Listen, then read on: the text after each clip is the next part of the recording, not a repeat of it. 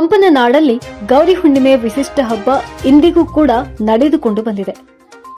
ಪೇಡಾನಗರಿ ಧಾರವಾಡ ಜಿಲ್ಲೆಯ ಅಣ್ಣಿಗೇರಿ ಪಟ್ಟಣವು ಒಂದು ಐತಿಹಾಸಿಕ ಹಿನ್ನೆಲೆಯನ್ನ ಹೊಂದಿರತಕ್ಕಂಥ ನಗರವಾಗಿದೆ. ಇಲ್ಲಿ ಆದಿಕವಿ ಪಂಪ ಜನಿಸಿದ ನಾಡು ಮತ್ತು ಈ ಊರಿನ ಆರಾಧ್ಯ ದೈವ ಅಮೃತೇಶ್ವರನ ನೆಲೆಬೀಡು. ಇಂಥ ನಾಡಿನಲ್ಲಿ ವಿವಿಧ ಹಬ್ಬಗಳು ತನ್ನದೇ ಆದಂತ ವಿಶಿಷ್ಟತೆ ಹೊಂದಿವೆ.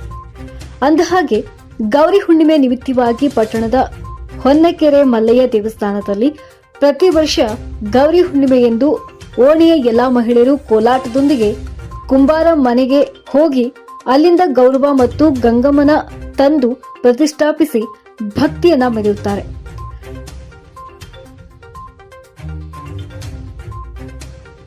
ಸಂತ ಶಿಶುನಾಳ ಶರೀಫರು ತಮ್ಮ ಹಾಡಿನಲ್ಲಿ ಪ್ರಸ್ತಾಪಿಸಿದ ಅಣ್ಣಿಗೇರಿ ಕೆರೆಯಾಗ ತೆರೆ ಹೊಂಡು ನೀರು ತುಂಬುವಾಗ ಕಲ್ಲು ತಾಕಿತು ಎಂಬ ಹಾಡನ್ನ ಸ್ಮರಿಸಬಹುದು.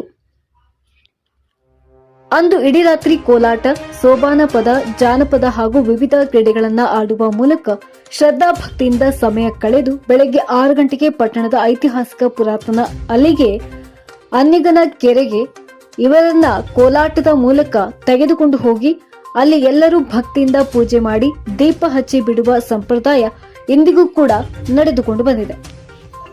ಇದು ಇಂದು ಶತಮಾನಗಳಿಂದ ನಡೆದುಕೊಂಡು ಬಂದ ಒಂದು ಹಬ್ಬವಾಗಿದೆ.